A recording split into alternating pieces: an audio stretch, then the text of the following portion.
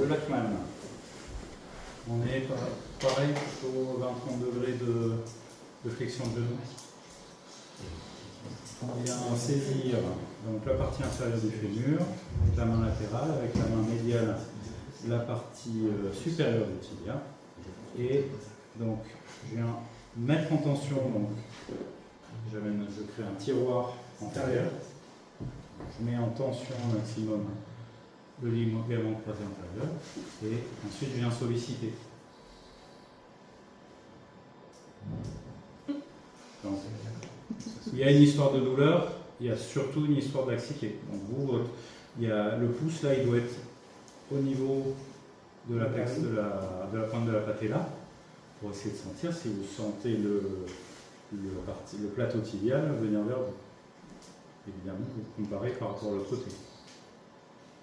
Parce qu'il y a un petit tiroir antérieur, mais il faut savoir si c'est le même par rapport à l'autre côté. Notre mouvement proximal, elle est fixe ou on peut Elle est fixe. Non, tu ne pousses pas vers l'intérieur, ouais. C'est fixe. Okay. Et d'ailleurs, moi j'ai les mains suffisamment grandes par rapport à ma patiente. Si vous avez les mains petites et que vous avez... Je dis pas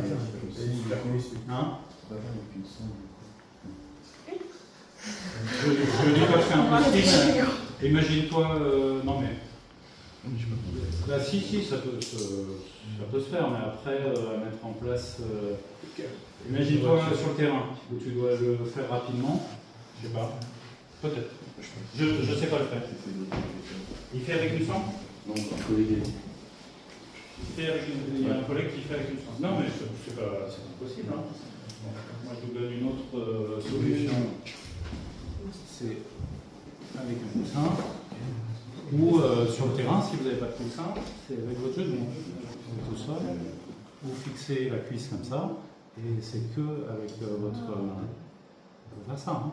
Donc, d'ailleurs, on essaie de placer son avant-bras perpendiculaire au tibia, c'est plutôt pas mal. Et je viens solliciter en reculant mon épaule. C'est toujours la coin.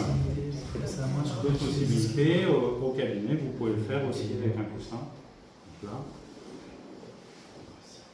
Ok?